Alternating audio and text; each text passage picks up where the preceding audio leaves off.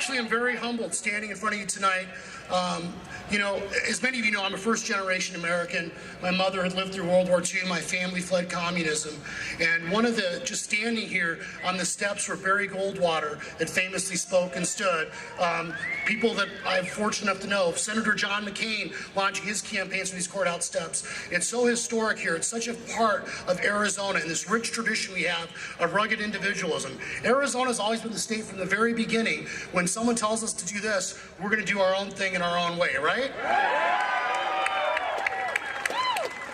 You got to be tough to be an Arizonan. I know growing up here. I've been endorsed by the state fire departments, police officers, Federation of Independent Businesses, the chambers, diverse group of people, the Prescott Courier.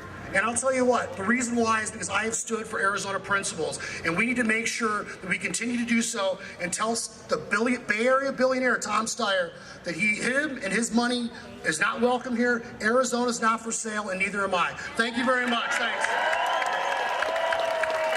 I'm certain John would be sentimental if he were here tonight. This was always a sentimental stop for him. Every campaign ended here. The presidential race ended here in more ways than one. But new beginnings also began from these very steps, because the next morning was when the hard work began.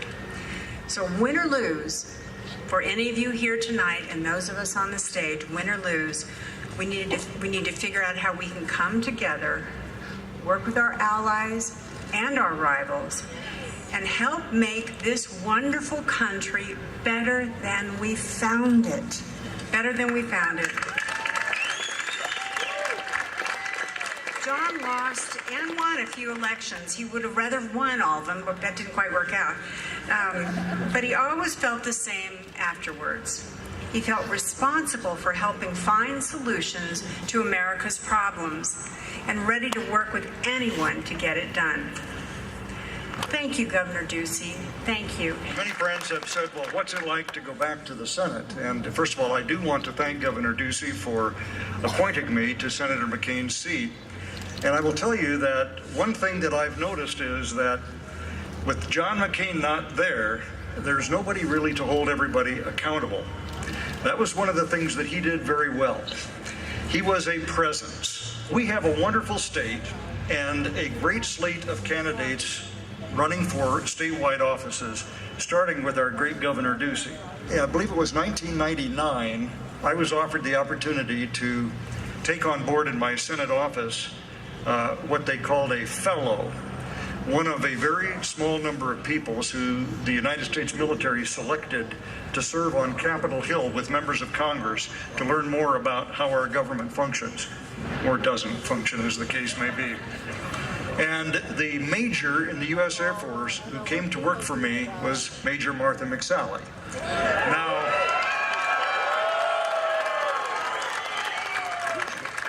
Colonel Martha McSally and Representative Martha McSally and soon to be Senator Martha McSally. She is one of the most energetic and hardworking people that I've ever met, and I can tell you that the message that my colleagues from the Senate have given to me to pass on to you and others here in Arizona is, please send us Martha McSally. We can use the reinforcements, and she'll be a great colleague. We've been traveling around the state for the last few days, giving some fiery speeches, talking about so many different issues. But I'll tell you what, I just want to share, I have a heart of humility right now, and a heart of gratitude. Humility that I am in a position to be walking in the footsteps of giants. Giants who launched their campaigns here and finished their campaigns here. I mean, it's just extraordinary. I got to launch my campaign here on January 12th, to about 10 months ago, on the same day, in the same tradition. And it's just an absolute honor to be now participating in this tradition. Again, following the footsteps, Barry Goldwater, John McCain, and Senator Kyle as my mentor. I mean, it's just, honestly, I'm just so grateful for your support, and I'm so humbled to be here and be before you tonight. But you know what? We still have some work to do. This is the future of Arizona, and this is also about the future of our country, right? They know know that the balance of the Senate majority, here we are with less than 24 hours ago, stands through Arizona. It goes through Arizona. And if we want to keep the economy going in Afterburner because America and Arizona are back, you want to keep the economy going in Afterburner? If you want to keep making sure that we are going to rebuild our military and support our veterans, you want that? If you want to make sure that we secure our border? This is a sacred place, and so much history has happened on these courthouse steps. Just 2 years ago, in 2016, we were here as we celebrated John McCain's third election to the United States Senate. Now, in the spirit of John McCain, he would say, "You've got a job to do. It's time to get to work." And we have a great ticket here. We have a great ticket. Now, let's remember where we were 4 years ago in this state, all right? Our budget was broken. Our education system was mired in lawsuits, and our economy was flat. Today, that $1 billion budget deficit is a $1 billion surplus. The education lawsuits are behind us, and our economy is booming. It is booming so much, we were able to get a 20% pay increase to our teachers without raising taxes.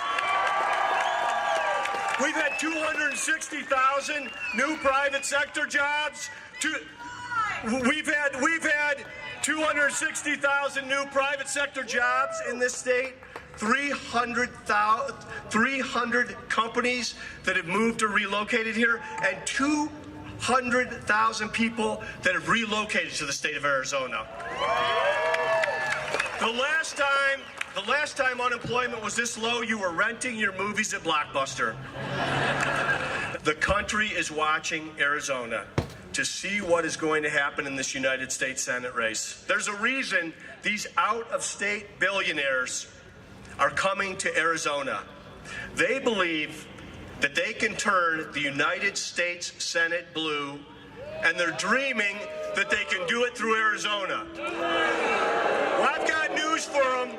They can keep dreaming, because we couldn't have a better, more qualified candidate for the United States Senate, somebody who is an Air Force Academy graduate, the first female to fly in combat, someone who served 26 years in our nation's uniform and 6 deployments to the Middle East and Afghanistan. Let's send a message that Arizona is staying red and the United States Senate is staying Republican by voting Martha McSally into office.